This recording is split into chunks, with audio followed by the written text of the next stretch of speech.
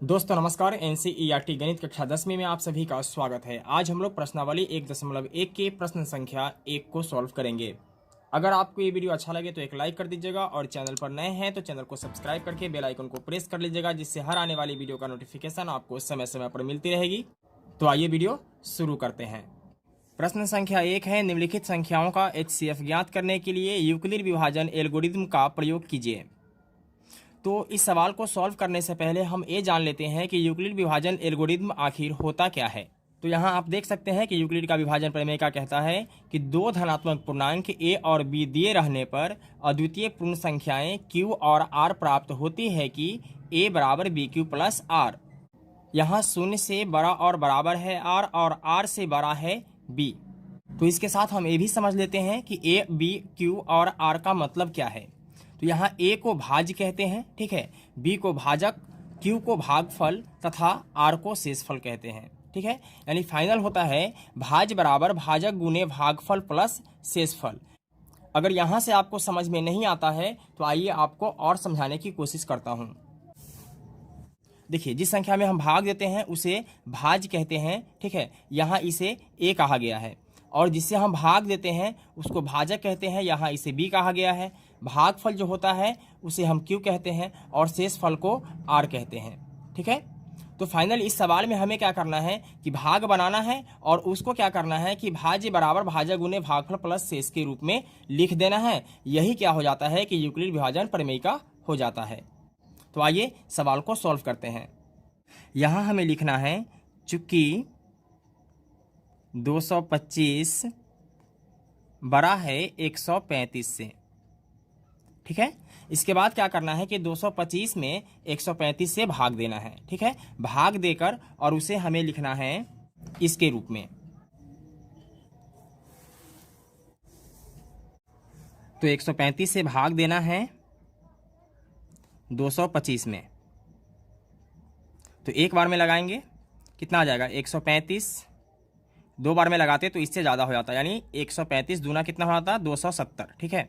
अब यहाँ घटाना है तो 5 में से 5 माइनस करेंगे तो कितना आएगा 0। 2 में से 3 नहीं घटेगा, एक दहाई पैंचा लेंगे, कितना हो जाएगा 12। 12 में से 3 गया तो 9 और ये कैंसिल हो जाएगा, ठीक है। तो हमने आपको बताया था कि इसको हम क्या बोलते हैं, इसको बोलेंगे b। क्या बोलेंगे b। इसको बोलते हैं a और इसको बोलते हैं q और इसको बोलते हैं r, ठीक है। तब हमें क्या करना है कि इसके रूप में लिखना है। तो आइए लिखते हैं।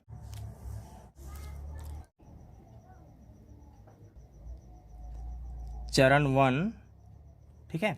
तो चरण 1 में लिखना है कि 225 यानी a का जो मान है वो क्या है 225 है, ठीक है, बराबर b का मान कितना है तो b का मान है 135। तो लिखेंगे 135 गुने q का मान कितना है तो 1 है तो लिखेंगे 1 प्लस r का मान कितना है 90 तो लिखेंगे 90, ठीक है। लिखेंगे चूंकि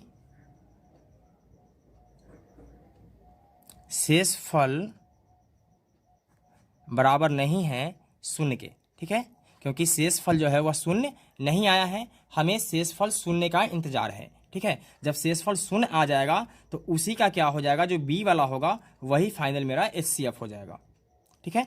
अब आगे बढ़ेंगे। अब क्या करना है कि फिर से इसको घेर देना है, ठीक है, और इस वाले को अंदर में लिखना है। तो 135, ठीक है। तो 90 एकम क्या हो जाएगा 90। तो 5 में से 0 माइनस करेंगे कितना हो जाएगा 5। 13 में से 9 गया तो कितना आएगा 4, ठीक है।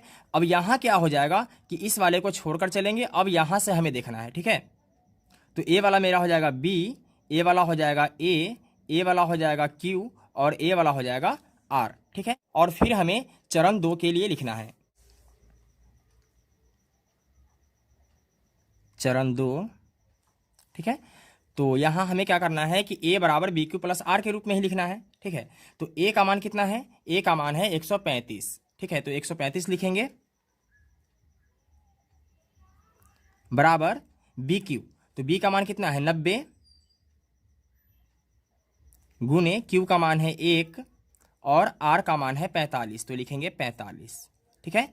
फिर लिखेंगे चूंकि शेषफल बराबर नहीं है शून्य के। ठीक है,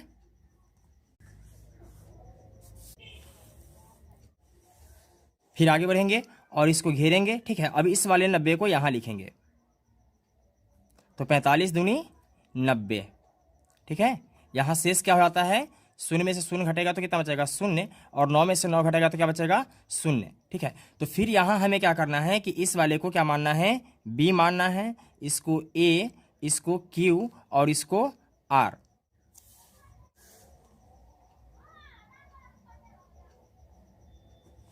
चरण 3, तो फिर हमें लिखना है ए बराबर बी क्यू प्लस आर के रूप में। तो ए का मान कितना है, ए का मान है मेरे पास 90, तो लिखेंगे 90 बराबर बी क्यू प्लस आर। तो बी का मान कितना है, बी का मान है 45, तो लिखेंगे 45 गुने क्यू का मान है 2, तो लिखेंगे 2, और आर का मान कितना आया, शून्य आया, तो लिखेंगे 0। देखिए, ए की जगह पे 90, बी की जगह पे 45 और क्यू की जगह पे क्या आ गया, 2 आ गया, और आर के जगह पर फाइनल मेरे पास क्या आ चुका है, 0 आ चुका है। ठीक है, जब आर के जगह पे 0 आ जाएगा तो लिखेंगे चूंकि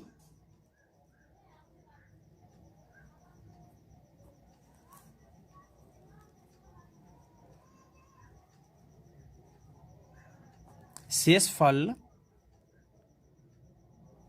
0 प्राप्त हो गया, 0 प्राप्त हो गया, और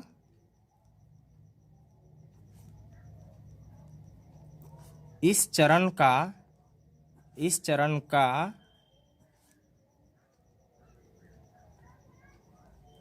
भाजक कितना है, 45 है, तो लिखेंगे 45 है, अतः 135 और 225 का महत्तम समावर्तक यानी HCF कितना है, 45 है। ठीक है, यही मेरा फाइनल क्या हो जाएगा, आंसर हो जाएगा। तो दोस्तों, मैं उम्मीद करता हूं कि आपको ये वीडियो पसंद आया होगा। अगर वीडियो अच्छा लगा तो एक लाइक कर दीजिएगा, चैनल पर नए आए हैं तो चैनल को सब्सक्राइब कर लीजिएगा। फिर मिलते हैं एक और वीडियो में, तब तक के लिए जय हिंद।